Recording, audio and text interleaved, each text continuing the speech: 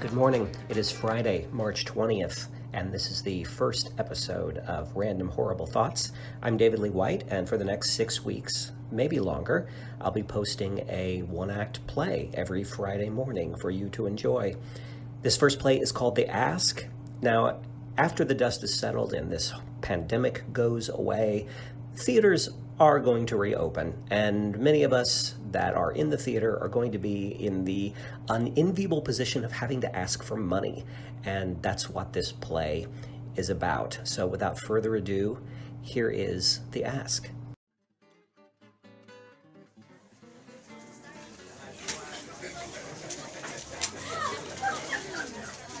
Very good.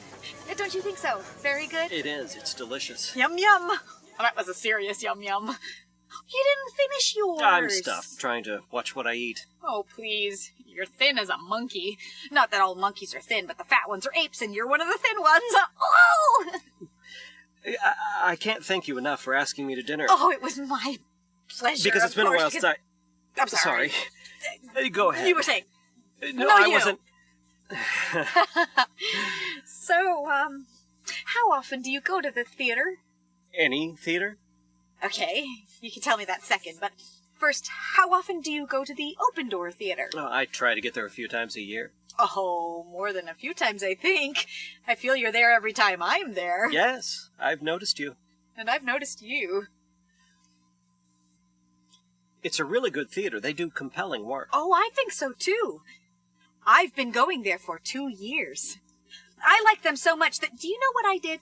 I don't know. I went right out and joined their board. Actually, it didn't happen quite that fast. First, I tried to get them to let me be an actress. I hadn't acted since college, but I felt I was learning so much just by watching.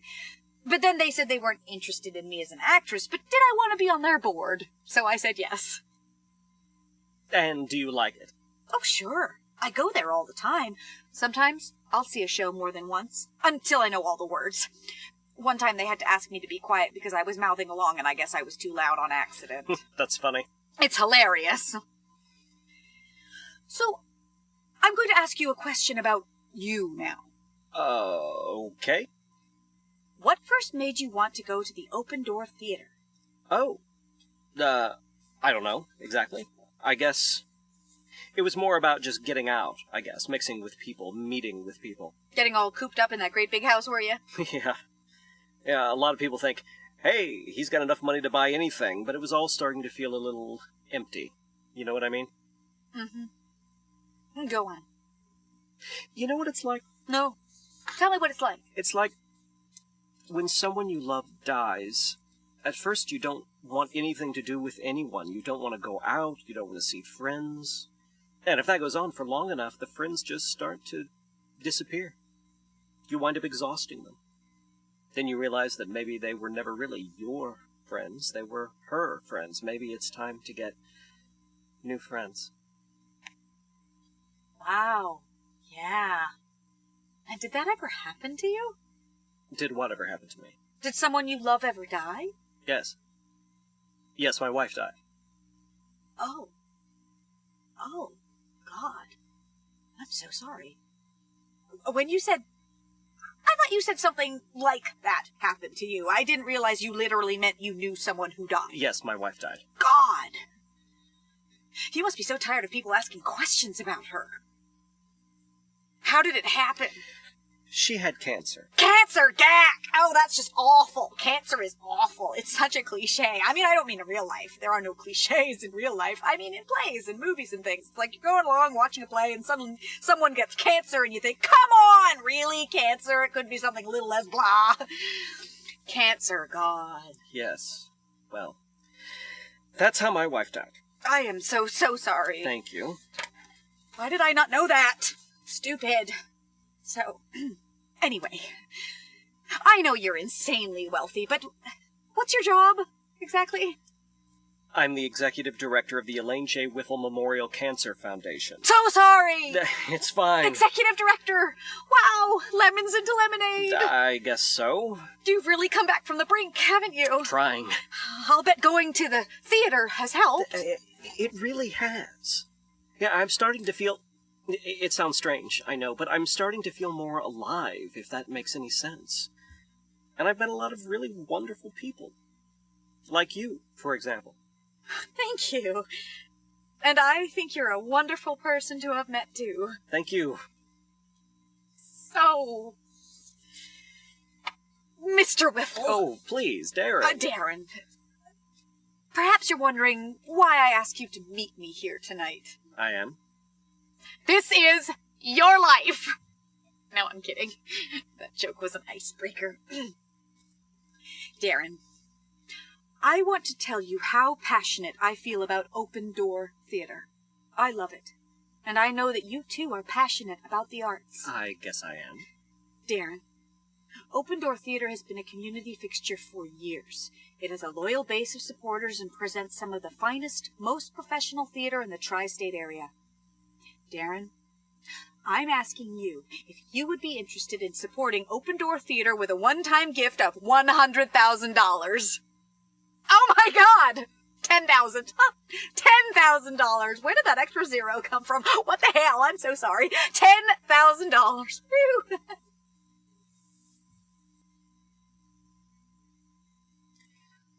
I thought this was a date. What?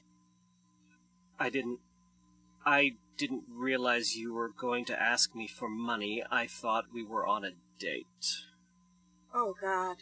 Oh, my God. Yeah. Oh, my God. I am suffering so much right now. Christ, my stomach. You okay? The humiliation. It's causing me actual physical pain. There's no need to feel humiliation. Your humiliation I'm talking about. God, it's awful. It's like I can feel you inside me. It is kind of embarrassing. Embarrassing shit! Are you kidding me? A date? You thought this was a date? I'm sorry. It's just... You talked to me. Every time I was at the theater, you talked to me. The staff knew when you were coming. Rich guy on the way. Sound the alarm. They'd call me and ask me to come down and chat you up. Don't you know how this works? They told me you'd know how this works. I've been out of my house exactly 6 times in the past 12 months. I'm a little fuzzy on the rules. Well, I am just sick about this. Seriously. In my stomach. I don't think I'm gonna vomit. It isn't a throw-up thing. It's more of a depression, cramping sensation. Yes, I know what that feels like. Fucking awful. Didn't you... I thought there was some chemistry or something. You didn't feel that? Well, sure. I guess, but I wasn't really thinking about that. I was thinking about... I mean, I'm at the theater almost every weekend, and the house manager rolls his eyes when I come in. I can see him roll his eyes.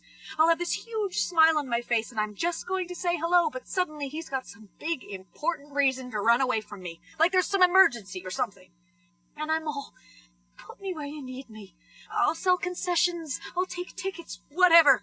It's not like I have one other thing in my life to occupy my time, so put me in front of somebody. Don't shuffle me off to a corner somewhere.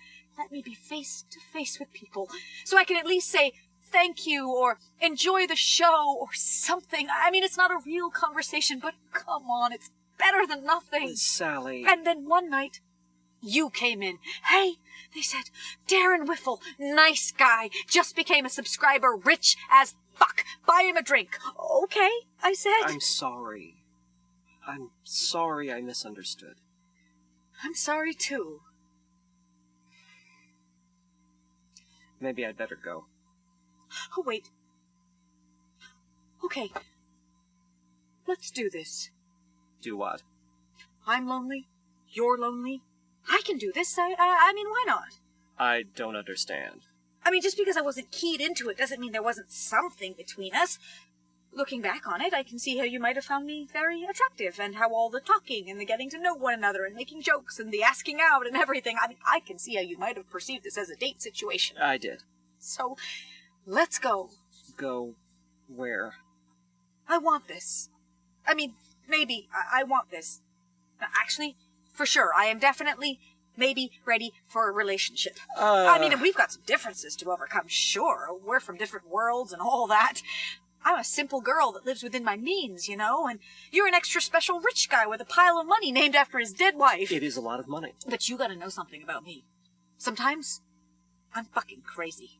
Like, really emotionally needy, like cry for no reason crazy. But, It's only because I'm so full of passion. I can see that. And here's something else. If we're going to be together, this is something you have to learn to embrace. Yes? I love art. Love it. Look at me in the fucking eyes and you'll be able to see how serious I am. Serious like cancer. Sorry, heart attack. I love everything about art. And you know what the best art is? Theater. I love the way it makes me feel. I love the way it frees my mind. I love the way it breaks down the walls of convention and makes us ask questions that we never dared to ask. I love the messed up red chairs that hurt my ass and the pretentious production photos in the lobby. I love the stupid sweatshirts and the overpriced Shakespeare paperbacks in the gift shop. But most of all, I love the people that make theater. I love how they cuss in front of each other in the workplace like it's something to be proud of. I love how the actors flirt with each other and give one another unnecessary back rubs. I love how they can go from laughing to crying in about 2 seconds and mean absolutely every bit of it. I love how they eat nothing but couscous but still manage to smoke enough cigarettes to choke a pack mule. I love how they blame everyone else for the fact that they don't make enough money. I love how the directors scream and insult everyone they meet so they can sound smarter and more passionate than the rest of us. I love the theater technicians that absolutely refuse to do anything productive until they've bitched about it for at least an hour. I love that. My God, I more than just love these people. I want to be these people. I want to live my life on the edge. I want to have sex that I only barely remember. I want to argue about politics and pretend that I watch the news. I want to complain that there's no cot in the dressing room. I want to be difficult and cranky and have bags under my eyes and a constant small hacking cough that spreads through the entire cast until it becomes pneumonia. So are you ready, Darren? Are you ready to take that leap with me? Are you ready to be on that fucked up roller coaster for the rest of your life? 10,000, did you say? Sure. Just a regular check is fine. I'll have the theater send you a receipt for your taxes. Thank you. We'll put your name on a chair. Not necessary. You'll be listed in the program as an angel. Please don't do that. When will I see you again? How about... maybe I'll run into you sometime at the theater. Yeah. Yeah, that sounds...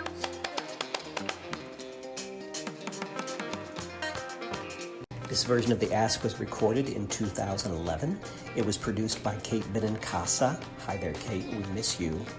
It featured Charlotte Northeast and myself and was directed by Adam Imivar. Next Friday, the play will be Fast Food. Hope to see you then.